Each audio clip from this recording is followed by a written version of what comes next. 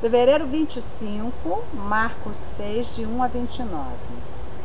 Jesus foi para a sua terra, Nazaré, e os seus alunos o acompanharam.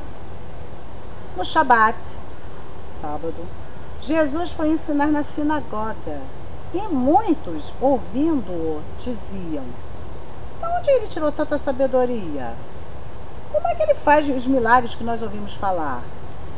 Esse aí não é aquele carpinteiro, filho da Miriam e irmão de Jacó, Yosef, Yehuda e Shimon? Ele era irmão de Jacó, que nós conhecemos como Tiago, Yosef, que é José, Yehuda, Judá, e Shimon, Simão.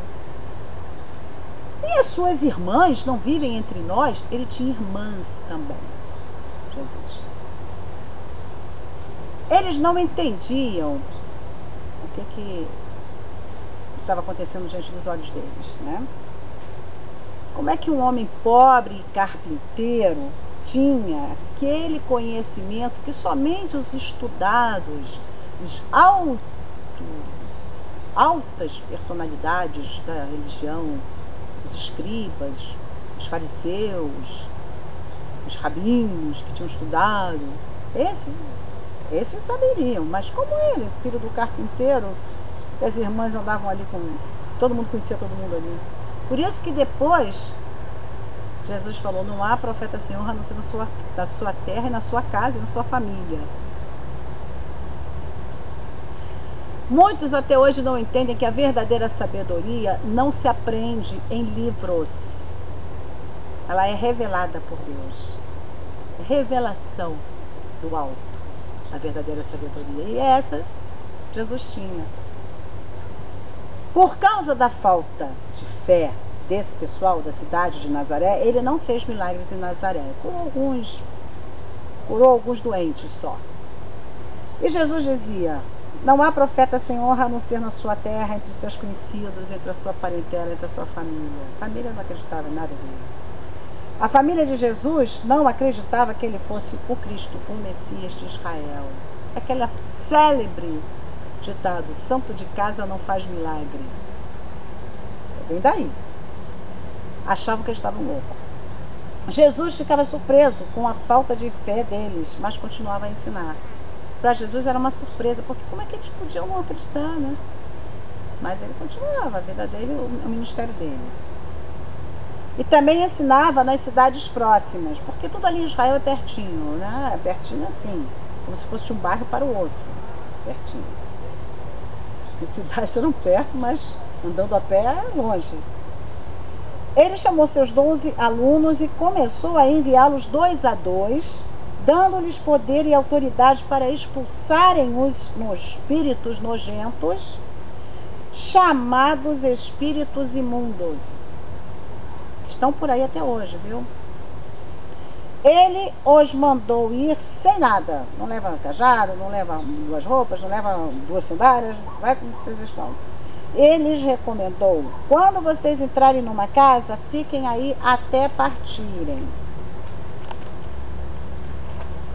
Se em algum lugar vocês forem mal recebidos, e se não quiserem ouvir vocês, quando vocês saírem do lugar, sacudam a poeira dos pés como protesto contra eles. É como se dissesse: nós viemos dar a palavra para vocês, vocês não quiseram, a culpa não é nossa. Nós vamos em frente, partimos para outro. E eles foram, fizeram exatamente como Jesus falou. E pregaram ao povo que se arrependessem, que voltassem atrás, que fizessem techuvá, que se convertessem. Conversão, metanoia, mudança radical de mentalidade, de sistema de vida. Mudar radicalmente, ser outra pessoa, é 180. Não é 360, não é 360, volta para o mesmo lugar. É 180, vai para o outro lado, totalmente diferente. E eles expeliam demônios e curavam doentes, ungindo-os com óleo.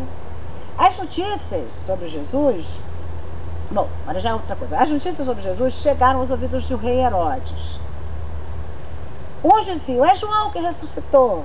Outros diziam, é Elias. Outros diziam, é um profeta como os profetas antigos, porque ficaram 400 anos sem profetas, até vir João, aquele que batizava, emergia na água, no Jordão, pregando o batismo do arrependimento, pregando mikvê para arrependimento. Depois veio Jesus. João dizia que era o Messias. João veio para anunciar a vinda de Jesus. Então eles ficaram 400 anos. Eles falaram, isso aí é um profeta como aqueles antigos. Herodes pensava, é João. Eu mandei cortar a cabeça dele, mas ele ressuscitou e veio me atormentar. O ímpio não tem paz.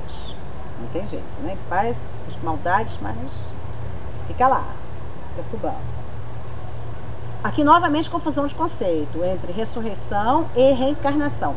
Ressurreição é o ressurgir da mesma alma, da mesma personalidade, o mesmo psique, a mesma nefesh em hebraico.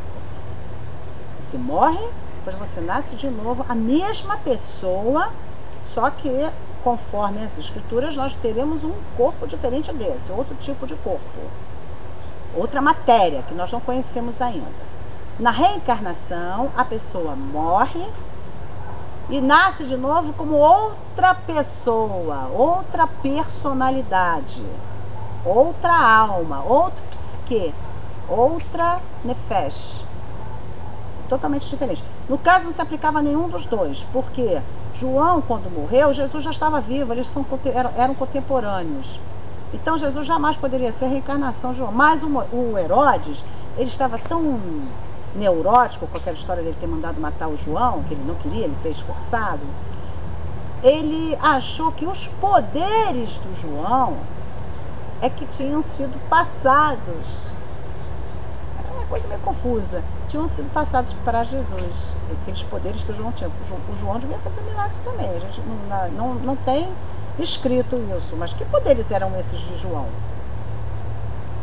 Deviam ser os poderes que Jesus tinha, de curar espírito e demônio. Também, ele também devia curar espírito e demônio.